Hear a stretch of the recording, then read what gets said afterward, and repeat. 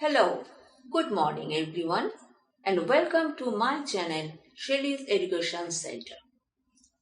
Today in our history class, I will discuss a very important question of European history from the chapter Industrial Revolution. Since the chapter is too big, I will conclude it in second part. If you are new to my channel, please give comment and subscribe the channel to get all the updates. Let's start with the question. Number 1. What is meant by Industrial Revolution? Generally speaking, the great change in the system of production and the scale of production with the help of machinery instead of human labor is the Industrial Revolution. However, increasing production by machinery is not only an industrial revolution. It involves some other changes, namely setting up large-scale factories with capital investment, modernization of production system through planned application of technology, increased tendency of rural people to come to the city in search of work, individual, family or group production rather than collective enterprise, the widespread use of labor in the production of manufactured goods instead of basic elements, the extensive use of capital as a complement to labor, the massive use of capital as a complement to labor, the emergence of new social and professional classes on the basis of capital instead of land, etc., brought about many changes as a result of the Industrial Revolution. These are the Industrial Revolution as a whole. Number 2.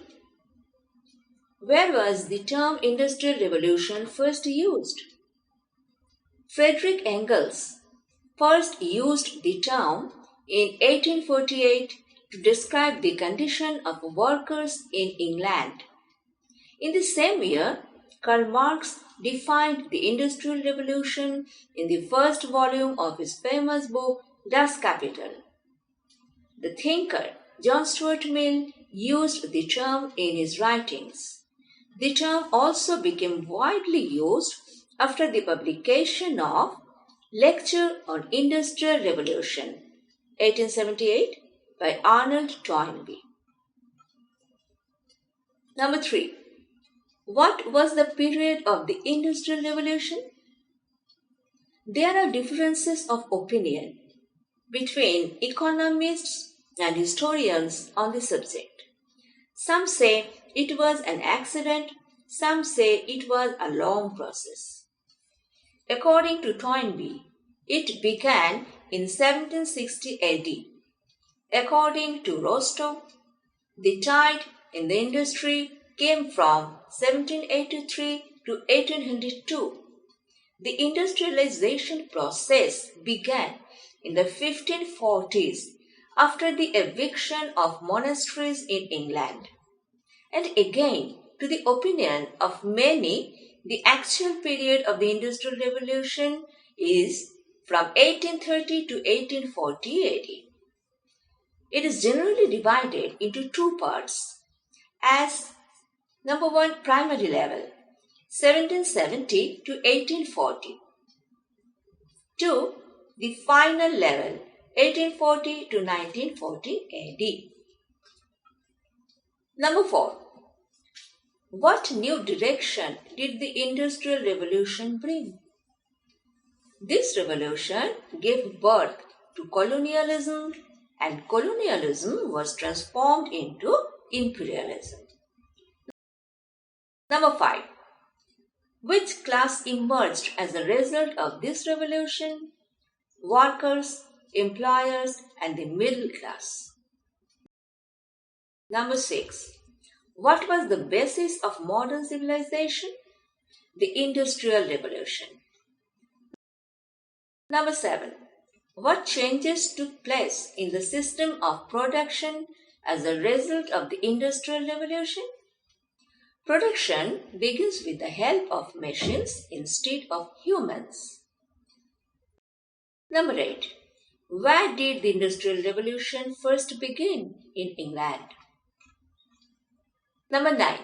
What are the three events in modern Europe? Industrial Revolution, colonialism, and imperialism. Number 10. Why did the Industrial Revolution first begin in England? The Industrial Revolution first began in England and then spread to the European continent, followed by a wave in Belgium, France, Germany, and Russia. The revolution then crossed the Atlantic Ocean and reached the United States. The reasons for the Industrial Revolution in England can be described in several parts as Category A. Political stability, social mobility, commercial capital, labor, industrial strategy, materials required for industrial production, the market for the sale of manufactured goods, etc., were available in England. Under the rule of king and queens of Tudor, Stuart, Hanover dynasties, maintained political stability in England for a long time, which helped the Industrial Revolution to take place. Individual independence was maintained. In addition, in the 18th century, the emerging local gentle class, gentry, as well as the elites, played an important role in the socio-economic life of England at that time. Category B. England's natural amenities, that are coal, iron, tin, and copper, contributed to the rapid expansion of large industries. In the humid climate of England, rivers and waterfalls were instrumental in the operation of water-powered machinery.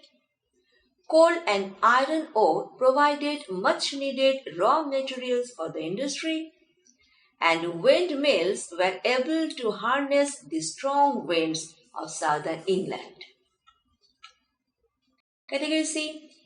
Various scientific discoveries in England helped to revolutionize the industry, such as John Kay's flying shuttle, 1833, John Smith's blast furnace, 1760, the spinning jenny, 1764, by James Hargreaves, Richard Arkwright's water frame, 1769, Crompton's spinning mule, 1779, James Watt's steam engine, 1781, Edmund Cartwright's power loom, 1785, Matthew Boulton's Boulton engine, the inventions of Telford and Macadam's pitch road techniques, 1811, George Stephenson's steam engine, 1814, and Humphrey Davy's safety lamp,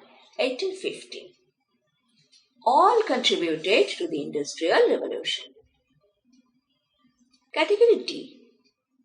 England was an oceanic island, and the distance from any place to the port was 70 miles.